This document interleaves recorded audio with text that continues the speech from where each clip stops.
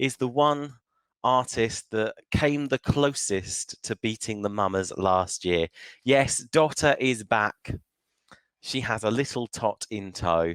There we can see her strutting her stuff on stage. She was the first act announced last night to go through to the final. Let's go straight to Steve. DOTTER, what do you think? Well, I'm definitely a friend of DOTTER. I like this one. I think it probably won the show easily, probably because she's well known in Sweden. But I think this is a good song. I really like it. I know people are really split about this, but I thought the staging looked good. I'm not sure it's the one to win, but it's the one, in having heard half the song so far, I think it's the one that does stand out somewhat from the rest. But it remains, we've still got some big names to come yet. But I really liked it. Whether I like it as much as her song last year, I'm not sure about at the moment, but I need to hear it a bit more. But I thought it was really good. There's a good question. And we'll go to Alina first on this one. Is this better or worse than Bulletproof last year? For me, it's worse. I liked Bulletproof a lot more. But the thing I liked a lot about this song was actually that the dancers were face mask, and it looked so good with the costume. I was like, this is what we need in Eurovision. If Eurovision goes through, we need dancers color correcting with the outfits and like the whole thing. That was so good. It's okay. I've just seen Donna's comment flash up on the chat room. A comment more about DOTTER's diction, I think. Well, I got confused as I thought she was singing Little Tot. Oh dear. Let's go to Gustaf on this. DOTTER, now you weren't her greatest fan last year. Obviously, hashtag Team Anna Buddy.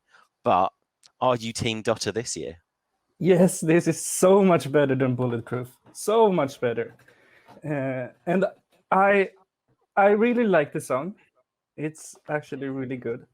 And I loved the staging and how confident she seemed on that stage. It was just 3 minutes of a perfect performance. It was really, really good. Okay, now I like it when I go from, Gustaf to say Elliot, just to get the opposing viewpoint, because we do know that you two do have some opposing tastes in music. Elliot, the stage is yours. Right.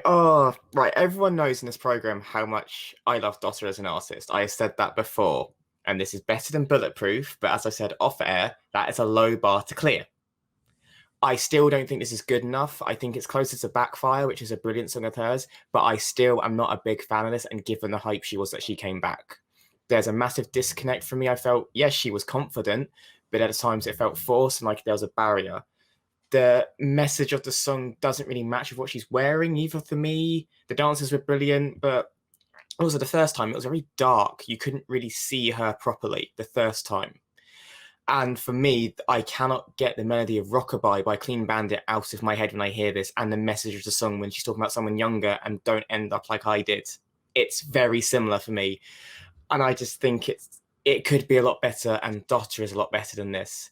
I think she has come back because I don't know, because she said last year quite openly she didn't want to go to Eurovision. So why she's come back, I'm not entirely sure. Would it be a COVID pandemic that has decimated the music industry? That's probably why we're seeing the likes of, Jessica Anderson, Danny Salcedo, who's normally touring this time of the year, and DOTTER coming back because they've had a year of doing nothing. But as for the song and for DOTTER, I wasn't wowed like I wanted to be. And this could win. I'm not ruling it out at all. I would just be disappointed if this is the song she represented Sweden with, because she can do a lot better for me.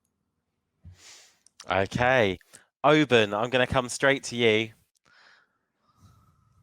I cannot believe what's happening tonight. Like, how am I ending on the same side of the spectrum with Elliot rather than Gustaf? Like, I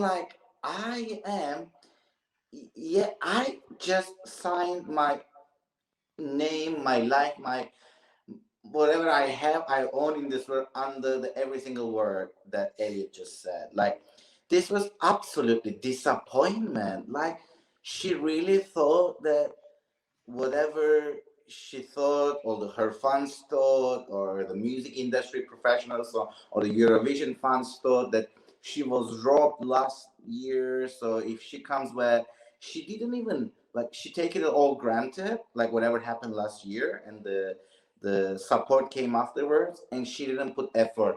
The staging was lazy.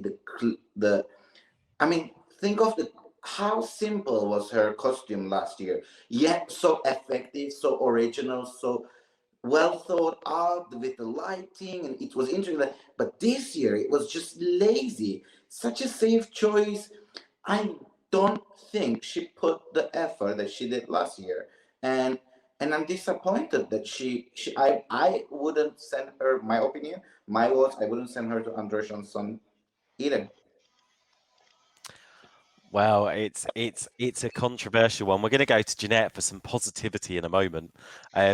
I'm going to say, and I'm going to get this out so we actually finish on a positive note, that my personal view, and as much as I liked Bulletproof last year, I thought her diction was awful, the backing track was too loud, and the staging was appalling.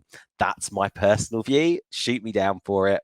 And I thought she shouldn't have actually got directly through to the final. I would have much preferred any one of the songs that got Andra Chanson to get the ticket, preferably Rema Rama Ding Dong. Not going to lie on that one.